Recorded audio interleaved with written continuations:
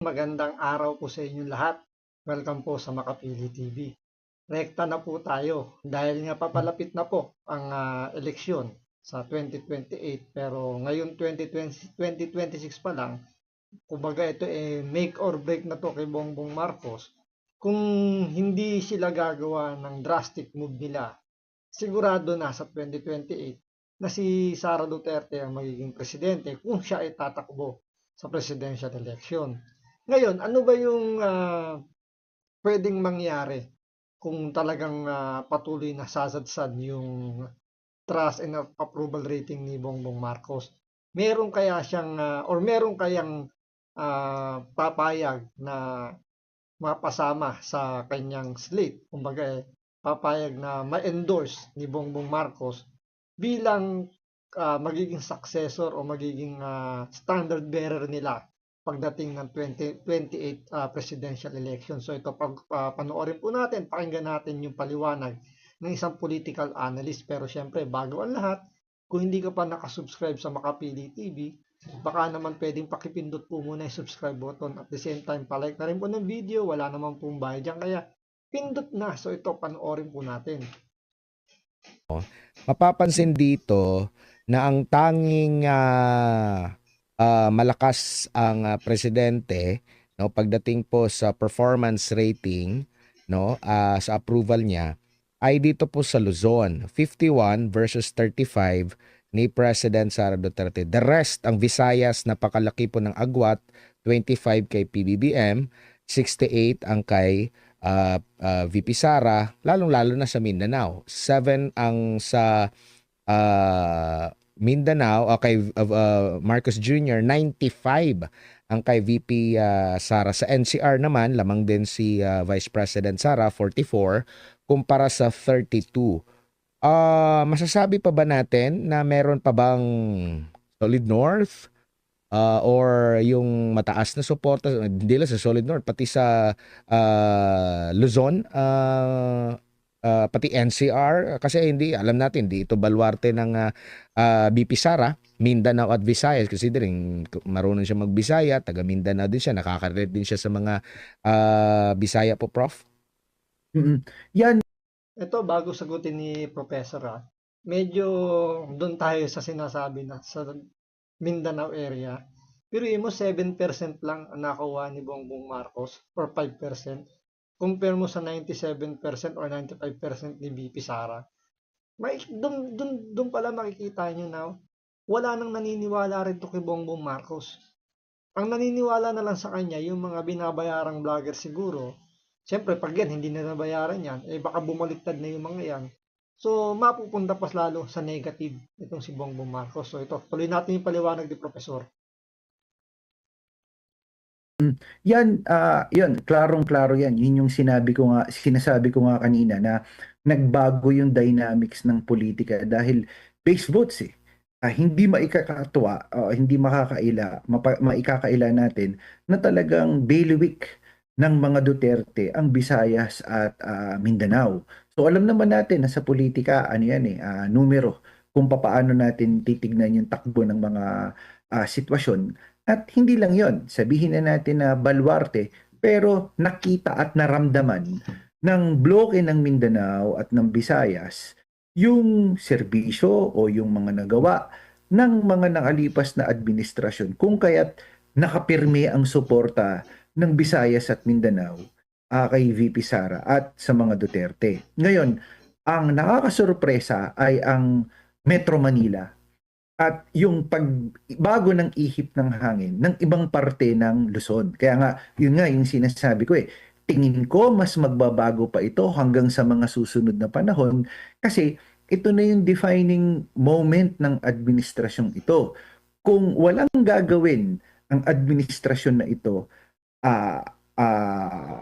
drastically, sasadsad ng mabigat ang approval rating ng Pangulo at makakaapekto ito sa kung sino man o sino-sino man ang bubuuin o mabubuong slate under ng administrasyon sa 2028. Kasi tandaan natin, yung endorsement o yung anointed one ng Pangulo, malaking bagay yun kung i-endorsohin niya ng i-endorso niya base doon sa kanyang approval. Kasi kumbaga meron kang approval capacity para alam mo yon, mabuhat yung anointed one mo o yung kandidatong isasalin mo yung yung administrasyon sa pagkapangulo. At hindi lang yon, pati yung vice presidente mo at mga senador. So ang tanong diyan, kung ikaw ngayon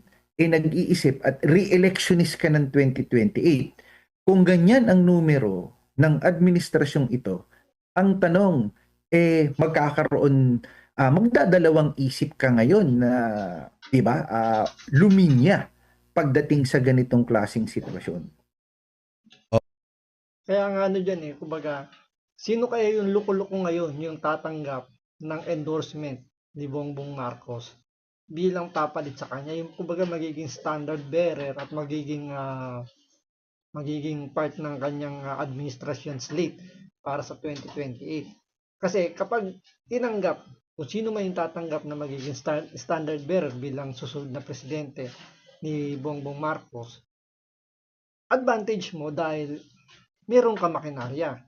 Pero ang disadvantage mo, lahat ng dumidikit kay Bongbong Marcos, minamalas. So, masasama ka sa kamalasan nito ni Bongbong Marcos kapag dumikit ka sa kanya. Bukod sa mamalasin ka na, bababuyin ka pa ng mga galit dito kay Bongbong Marcos dahil nga sa nangyaring korupsyon Biruin mo, ibaon tayo sa utang na wala namang proyekto itong si Bongbong Marcos, lahat ipinanakaw. So, lahat ng magiging under ng slate ni Bongbong Marcos, sigurado yan. Mamalasin lahat yung mga yan. Pero dahil nandiyan nga yung COMELEC, sa pamamagitan nga ni COMELEC George Garcia, baka dun mahilot pa yan. Tulad yung nangyari nakaraang election, di ba? Kitang-kita naman sa mga survey na Visayas, Mindanao, hawak na ng mga Duterte supporter. Pero nailusot pa yung dalawang kakampuet, yung mga Pingkiawa, di ba? Si Bam Aquino, si Kiko Pangilinan, nakalusot pa si Ping Lacson, tsaka itong si Tito Soto. So, doon pala makikita nyo na meron nagmamanipula. Kaya nga, pinaka-importante dito yung, yung maging solid yung boto para wala nang magawa itong COMELEC na si George Garcia na mahilot. Kumbaga, mahihirapan na silang dayain yung resulta ng eleksyon kung overwhelming yung makukuhang boto para maipanalo yung kung sino man yung mga tatakbo laban dito kay Bongbong Marcos. Halimbawa, si Sara Duterte, tumuloy siya. Kasi hanggang hindi naman nagpapile pa ng certificate of sa COMELEC itong si Sara Duterte, hindi pa natin masasabing sure win na yung paganyang pagiging presidente. Pero alam naman natin, once yan ay mag-file ng kanyang certificate of candidacy, sure win na yan. Pati na yung mga didikit sa kanya. So, yan ang kailangan nating bantayan ngayon na wag nang magamit yung COMELEC na kung sino yung iuupo nila. Kasi sa party list pala, makikita natin, di ba? Yung Duterte Youth Party List, 2 milyon ang bumoto dyan. Pero hindi nila pinaupo.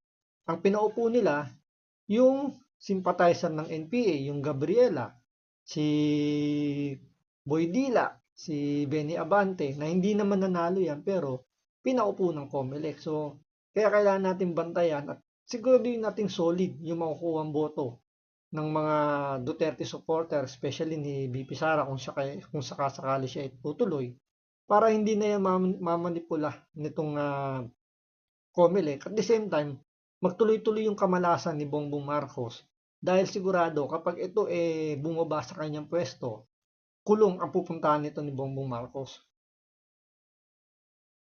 Opo. Ang kritiko naman ng pangalawang pangulo nagsasabi na at nagtataka kung bakit mataas ang grado, wala naman daw ginagawa. Prof, anong masasabi niyo po dyan? Alam nyo, minsan, anong pinakamagandang gawin? Tumahimik. Kasi naman, to begin with, Sir Edmar, kung with all objectivity, lahat ng ipinupukol ng ito, hindi naman ehekutibo ang ating ikalawang pangulo. So anong maliban doon sa issue na ipinupukol sa kanya sa confidential fund, meron bang nasa parte ba ng, kung lalawakan natin ang ating pagtingin nasa parte ba ng administrasyon ng ikalawang pangulo? May hinahawakan bang posisyon ng gabinete ang ating ikalawang pangulo? So doon mo siya i-criticize kung hindi niya napapatakbo ng maayos yung ahensyang ibinigay sa kanya o form part siya ng administration. But as far as the Vice President is concerned, hindi siya kaparte ng administrasyon. Yan yung partida pa, wala pang ginagawa niya si Sara Duterte dahil nga wala naman siyang wala siyang hawak na department. So, hindi pa siyang kumikilos pero matibay na yung kanyang presidency kung sakali siyang magtutuloy-tuloy. Kaya nga yung itong ginagawa nilang paninira kay Sara Duterte, hindi na to umiepekto para tibagin itong si Sara Duterte. Kaya ang nagiging nila rito, pinaka